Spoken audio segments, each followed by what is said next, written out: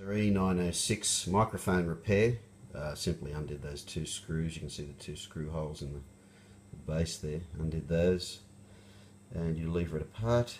You can see this black gunk all over it. That is the remnants. See how it's leaving it on my finger.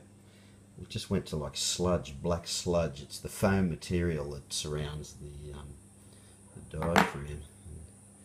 Speaking of which, it's coated in all this black, tarry like gunk.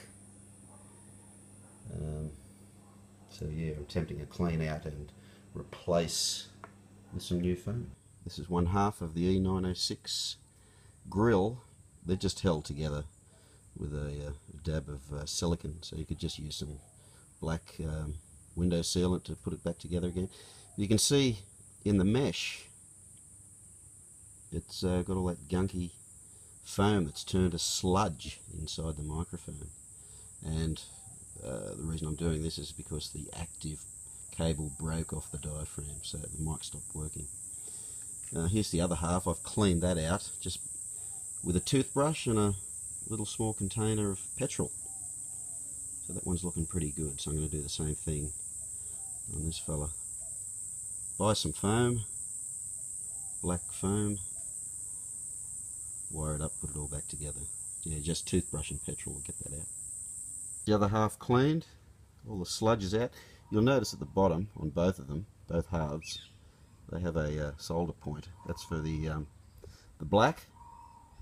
And that joins both of those cages together, both halves together, I guess, creating some sort of Faraday cage around the capsule. And you've got a red and a green active earth. Cheers. E906, after having cleaned out the gunk that the filter foam had left, as it turned to like a tar-based product, I've cleaned the capsule as best I could, re-terminated the active. You've got the shield going across both screens, and a piece of filter foam cut to hold the capsule in place. So that will go in there, the capsule will go inside, and hopefully it will work.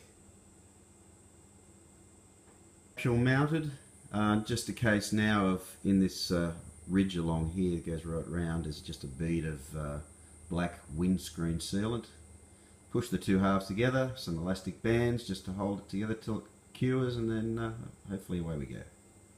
Just tested the microphone against an SM57. It sounds as you'd expect, fuller than the 57, so the capsule's a-okay. I'm just thinking of running a bit of this around the front of the capsule. It's just like a thin piece of camera bag material, the sort you get when you buy a camera. I'm just going to run that round, that just a bit of extra protection, and retest for sound. It's the finished microphone, ready to go back into service, sounding a-okay.